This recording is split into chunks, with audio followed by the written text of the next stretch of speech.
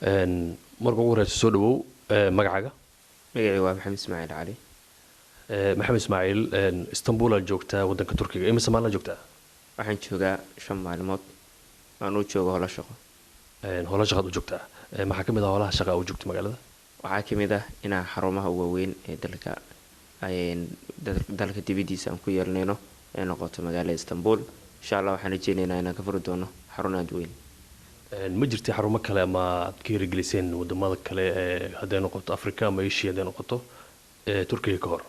waxaa jiray xarun aan ka hirgelinay magaalada nairobi ee dalka kenya. waxaa kaloo jirta in aan u joogno magaalada istanbul inaan ka hirgelino xarun ay ka faa'iidaystaan bulshooyinka soomaaliyeed. waxaa kaloo jiri doona xarumo dhowr ah oo aan ka furi doono dalka dibadiisa. waxaa ka mid ah ingiriiska, norway, sweden, south africa. hagaag, baryahan waxaa jiray warar kala gedisan oo social media laisla dhex marayay oo ku saabsan in shirkadan hubaal forex ay dad badan ee lacag ay ka qaadatay ay lunsatay ay jirtay. su-aashaas anagoo u imaan doona, marka ugu horeysa hubaal maxay qabataa? hubaal waxay qabataa ganacsiga sarifka lacag qalaad. waxaan dadka u sameynaa mudaaraba investment account oo ah account islaamiya, investment islaamiya oo ku dhisan shuruucda kamida shuruucda ganacsiyada islaamka oo ah mudaarabadu waa in labada qof midkood uu noqdo mid rabulmaal, midna uu noqdo mudaaribku waa shirkada taasoo u shaqey doonta qofka rabulmaalka ama lacagta leh.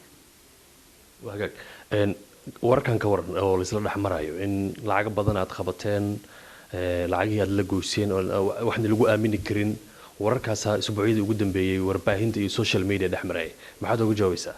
salmaan, sidaa ogtahay shirkada hubaal waa shirkada ugu weyn ee aan dhihi karno maanta ka shaqeysa arrimaha forexka. waxay yeelanaysaa cadow tiro badan, waxay yeelanaysaa dad badan oo propaganda ka gudbiya. waxaa jira shirkado waaweyn oo lacag ku bixiya in propagandadan laga gudbiya. waxaan cadeynayaa guud ahaan dadweynaha soomaaliyeed, gaar ahaan macaamiisha shirkada, inay waxaas yihiin waxyaabo beena oo been abuura oo la raba in lagu cuuriyaamiyo horumarada ay shirkada hubaal traders ay sameynayso.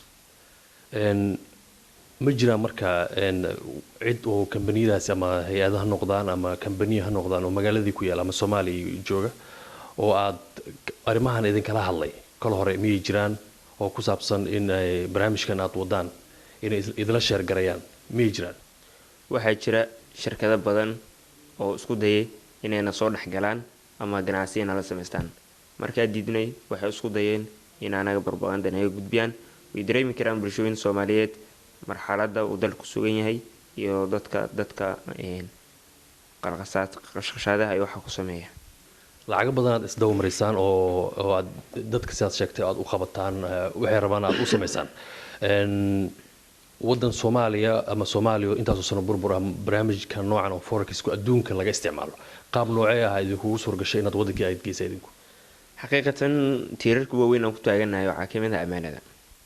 ammaana haddiisu jir lahayn maanta hubaal magacaan may sameyn lahayn. ammaana haddiisu jir lahayn maanta shirkado badan kuma dhiiran lahayn inay shirkada magac xumi ku sameeyaan.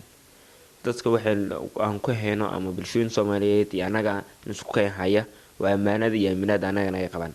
waxaa kaloo jirta in dadka ay noqonayaan dal ilbax ah oo wax badan la jaan qaadi kara dalalka caalamka sida mareykanka iyo ingiriiska. insha allah waxaan rajeynaynaa in dalka soomaaliyeed ilaah dhaqaale u waaweyn ee wax kasoo galaan uu noqdo forexka. anagoo awoodda iyo xoogeena ku saari doono marba marka dambeysa inaan horumaro waaweyn dalka guud ahaan dalka, gaar ahaan magaalada muqdisho aan ka sameyno. si lamid ah inaan horumar waaweyn aan ka sameyno linkiyada iyo xiriirada caalamiga ah. hagaag, imise qofood ama shaqsi ayaa ka shaqeysa kambanigiin hubaal? shirkada hubaal traders company waxaa ka shaqeysa ilaa 100 qofood. 100 qof oo dhalinyaro ah oo soomaali ah. maanta laga yaabi lahaa haddii ayna shirkada hubaal shaqooyin siin lahayn ama aysan ka furgareyn lahayn baahidooda iyo baahiyaha qoysaskooda, laga yaabi lahaa inay sameeyaan falal argagixiso ama dalka ka taariibaan. marka waxaa jirtay waxyaalaha kale aad bulshada u qabataan ka hubaal ahaan maxaa ka mid ah? bulshadii aad shaqooyinka aad qabanaysaan ma jira wax bulshada aad ku celinaysaan? salman, waa mahadsan tahay. waxaa jira brograamyo badan aan u talagalnay inaan bulshooyin soomaaliyeed wax ugu qabano. uu ka mid yahay inaan dhisno hubaal foundation. Hubal Foundation sababa weyn loo dhiso waxay tahay in anaga aan ku celino dadweynaha Soomaaliyeed waxay maanta anaga nagu aamineen ammaanadoodii iyo magaca maanta ay noo sameeyeen dib iyagana ugu celino. Waxaan u sameynay inaan u dhisno iskuulaad lacag la'aan ah. Waxaan sameynay inaan ka hortagno ama ka jawaabno baahiyaha gaarka ee bulshooyinka Soomaaliyeed ay qabaan. Waxaa ka mid ah dhismaha guryaha, waxaa kaloo ka mid ah jidadka, waxaa ka mid ah inaan insha Allah qorsheynayno wax badan ka qabanno iskuulaadka iyo jaamacadaha. Waxaa jira shaqooyin badan aan bulshooyinka Soomaaliyeed u qabanay, gaar ahaan barnaamij aan ka qabanay Beledweyne. Bixi Beledweyne ka dhacay inaan noqonay shirkadii ugu horeysay ee jawaab degdeg ah ka bixiso anagoo ka fargareynay baahiyaha 500 oo qoys oo Soomaaliya. وهاجاج ugu dambeyntii macaamiisha u shaqeysa ama dadka u shaqeysaan oo forex ku xiran xagee kala joogan ma waa kuwa gudaha wadanka jooga oo kaliya mise dibadana way jiraan macaamiishana waxay joogaan guud ahaan dalka Soomaaliya iyo dibadiisa.